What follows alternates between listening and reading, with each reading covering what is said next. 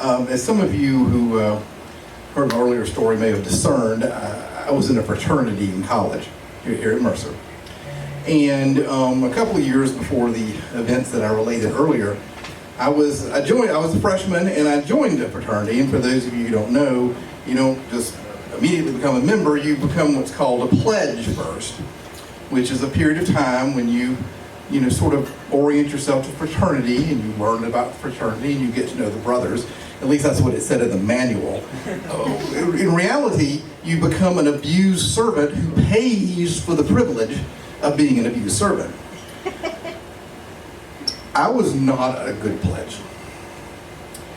I mean, it would be normal. A brother would be like, "Hey, pledge, need you to get me a fucking beer."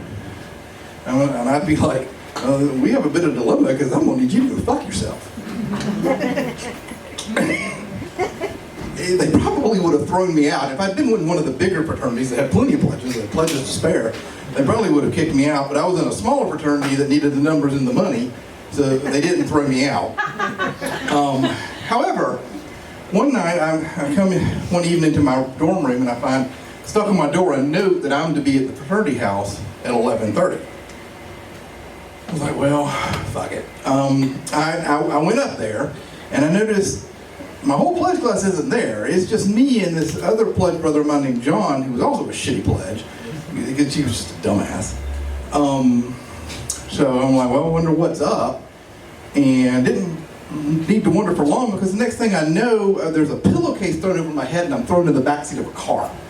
Now let me tell you, nothing really reinforces your dedication and passion for an organization like being the victim of a felony.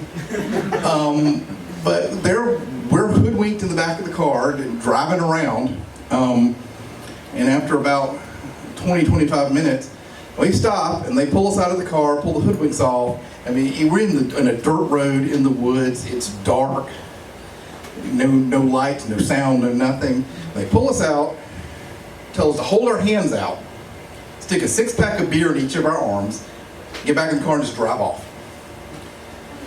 And so and then I'm sure they were pretty pleased with themselves, thought they terrorized us pretty well. What they'd forgotten was, I'm from Macon. I mean, I moved away in 10th grade and I was away for the last 3 years of high school, but then I came back. I just sort of paid attention to where I thought they were driving to, and I had a pretty good idea of where I was, which was on a dirt road off of Tucker Road behind Wesleyan. So I said, I have a pretty good idea. I think we kind of know where we are, and we just walk in this direction.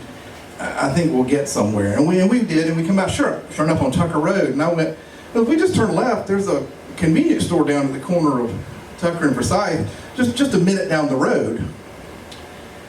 Because when I say a minute down the road, I mean, I've been up and down that road countless times in an automobile, where it is just a minute.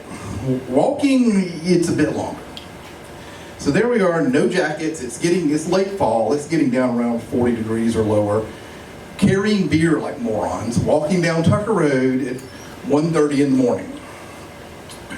We do get to the little convenience store, and then we need to call somebody. Well, John goes, well, let me see if I've got any change for the payphone. Remember, way before cell phones. And while he's fumbling for change, he drops the beer. Beer everywhere. And then John looks at me and he utters the most obscene, most blasphemous thing I have ever heard in my life. I involuntarily took steps back because I didn't want to be the victim of any collateral smiting. I mean, it was terrible, y'all. So anyway, he puts the phone, do you want me to tell you what? Yeah. Well, I shouldn't repeat it. All right. I will, but when I die and I'm standing in front of God, he asks me, why you said this? I'm going to tell him, y'all made me. I'm going to give him each and every one of your names. So rewind. John's fumbling for change. The beer falls. He just looks at me. He goes, God fuck America. Yeah, right? Dude. So we got to figure out who to call, and it never occurred to us to call one of our other blood brothers. I had family in town, but I wasn't waking my grandmother up and explaining this shit to her at 2:30 in the morning. And John wasn't from here. So he found a way, he goes, well, I got this friend's got an apartment nearby. I'll call and wake his ass up.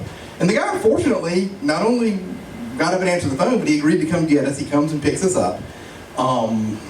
We spend the night at his apartment. He takes us back to campus early in the morning. I've got to be in Atlanta to hang out with some friends, so I get in my car and go to Atlanta. John goes, I'm just going to go home for the weekend. Well, there was more going on. See, the brothers thought they were being cute. And what their plan was, they were drinking beer at this old bar called Pump House, which was right across the street from the convenience store where we were. They were just going to drink for a while and then go back and pick us up because they figured we'd still be wandering around up and down the road like idiots. So when they went back, we weren't there. So they're driving around, they're looking, and they're starting to panic a little bit because they dropped 2 pledges off in the middle of nowhere. Now those guys are nowhere to be found. And what was really funny is, we're both gone the next morning. John went home, I went to Atlanta, and they're going around asking people in our hall, asking our pledge brothers, have you seen Kevin? Have you seen John? No, not since the other night. And they're really, really panicking. Now, Sunday, about 1 o'clock, it's early afternoon on Sunday, we had a pledge meeting. And hell, I almost didn't go to that because I wanted to sleep. I got back so late, I was tired. So we go in, and all the brothers are there, all our pledge brothers, and they're like, where the fuck were you? They got to the point that they were, all right, we're just going to have to call the police, we're just going to fess up. And so they're freaking out, and I'm like, well, don't dump my ass in the middle of the woods. And so we had a little negotiation, and we decided that none of that shit was going on in the future. And I've got a couple of my fraternity brothers who came into the fraternity after me, Tico's here, Rex is here, and they'll tell you, we got rid of that shit. When you two came along, fellowship was a nurturing, uplifting experience, right? Right, Rex? I mean, because the worst thing we ever did to you was got you so high you forgot how to walk. Yeah, so, Is that the recording? so, yeah, I didn't prepare this story as well as I did the other one, I apologize. So, that was, getting stranded by assholes, but it had the positive effect and we got rid of some of the sort of stupid, outdated shit. Stay tuned. We've got our featured storyteller, Rochelle, coming back. We'll probably tell a way more entertaining story than this one.